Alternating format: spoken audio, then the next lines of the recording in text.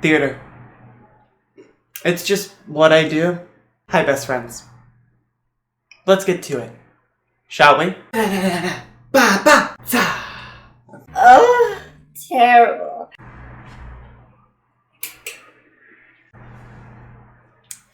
Ooh.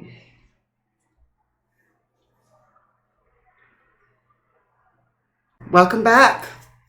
You're all my best friends. I've decided that best friends is the perfect name for my fan base. So I was thinking the other day about my life and the people I've met, and I remember not too long ago, I met a man, and he was quite the Anglophile, which, if you don't know what Anglophile means, it means someone that's obsessed with British culture and English culture.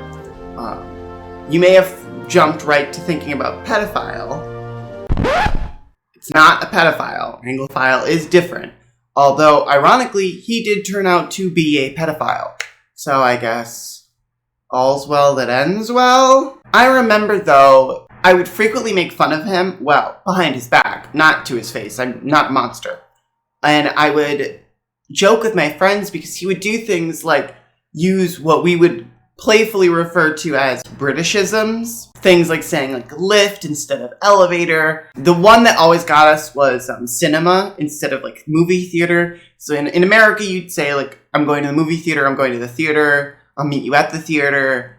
He would always say cinema. Oh, what time do you want to go to the cinema? When are we going to the cinema?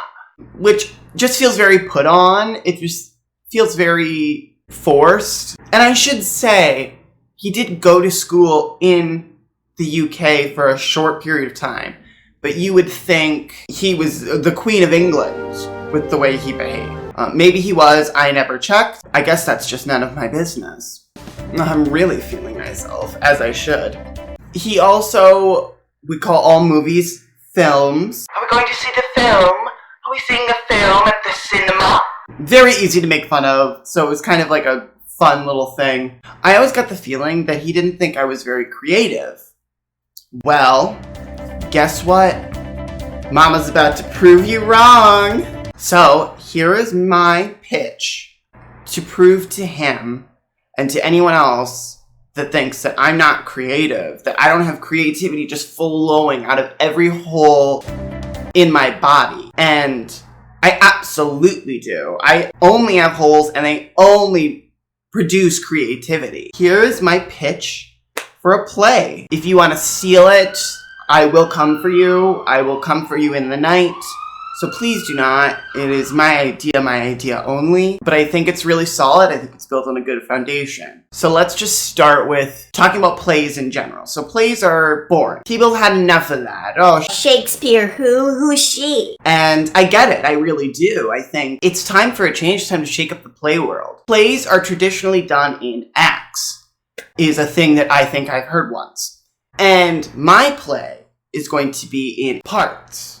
So there'll be a beginning, a middle, and then an end. And I think that that's really going to revolutionize the way we look at storytelling and plays in general. You're welcome. And I just want you to know that once this play blows up and gets huge, do not look at me in the eye. Do not speak to me. I am better than you. Everyone agrees. The reviews are in and they're great. So let's get into this play proper. So, the play is called Old-Timey London Town. And I just wanted to really pay homage to that friend that was so obsessed with England. Aww. Called Old-Timey London Town, and it's set, stay with me, in Old-timey London town? It follows a core group of main characters. There's Agatha. I'm going to break down the characters as we go. And she's like an older woman, very proper. I've come up with a very distinctive voice for her that I think creatively really gets me there. I'm going to give you a little sampling.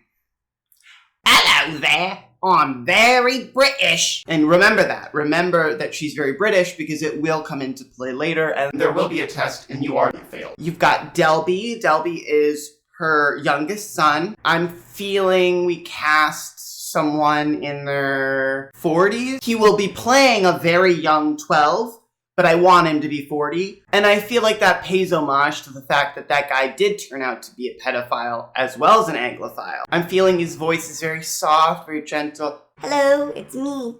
I'm Delby. Hello. He'll have an implaceable accent. It doesn't belong to any region or culture, which I think is a brave move of me. You're welcome again. You've got Chrysanthemum, the daughter.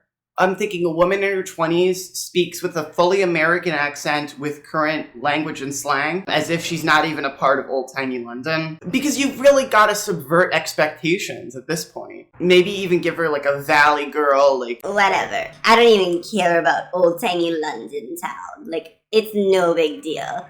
Sort of something along those lines. I'm going to go through the play now in a big sweeping motion because I don't want to give it all away. I don't want to ruin it for you because it's really moving. I cried the first time I thought about it, and then when I wrote things down about it, I wept openly onto the page. I couldn't even read it. This is all from memory. So it starts, and the family is living in old-timey London town, which is what they called it back then. Little known facts. The video's got facts. We've got historical accuracy. I do it all for you. It starts, and the family is torn apart by a disease, a plague that's been spreading through London. We'll open with the family all speaking, and then Agatha comes in to the room, the mother character.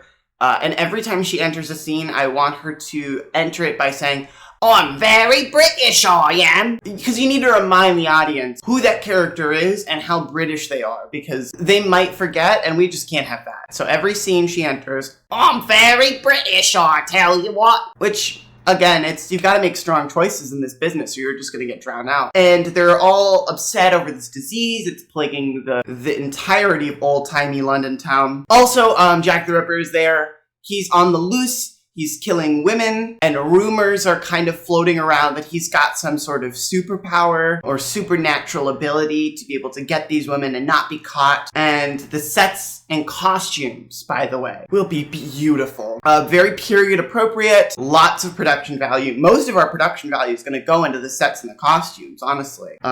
We can honestly just hire vagrants to play the actor roles, because that's really not what it's about. The play is about ye old-timey London town, and I really want to represent that. So then we get to the middle of the play, and that's where things really amp up. They really gonna get crazy. I should use this time to tell you that there will be no leaving the theater. Once the show has begun, and it is 6 hours, you cannot leave your seat, and there will be armed guards at every door, which will be sealed. All the doors are sealed. Because I want to really give you that feeling like you are in ye old London town. And you cannot leave. And nor would you want to. And I don't blame you. It's honestly visionary. Like, I'm tearing up just thinking about my vision. So the middle of the play will be the family discovers that cyborgs are on the loose, and that Jack the Ripper is actually an automaton sent from the distant past to infect the future with his new cyborg religion. The working title of his religion is Something something cyborg ye old London town. just to keep with the theme. There's also dinosaurs. They're roaming the streets now. They've been genetically engineered and modified. They're super dinosaurs, and they are eating buildings,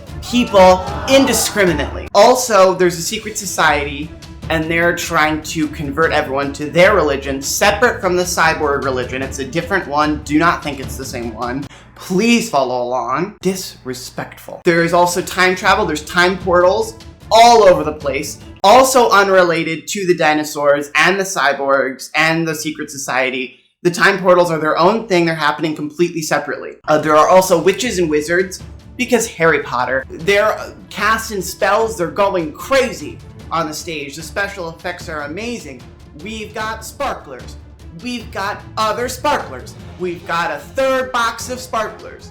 Those witches and wizards will be given as many sparklers as it takes to pull you into our world of magic and make you really believe that you are watching a play about ye old-timey London town, and you are confused. Also, there's a skeleton army underground under ye old London town. Agatha knows about it, and Chrysanthemum knows about it, and Delby is part of it. So everything's going crazy, and I just want you to know that none of these storylines ever intersect, because I just think that's confusing. For modern audiences, I think that that's just too much. I mean, who can really keep track of, oh, this guy is mad at that guy is mad at this guy, and the skeletons are mad at the dinosaurs, who are mad at the cyborg. And remember, this whole time, every scene, I'm very British, I am. Oh, Big Ben, crumpets. I'll take the lift down to the trolley. which I don't think will get old.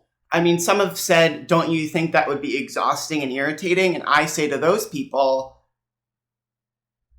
Get out. then we get to the end of the play.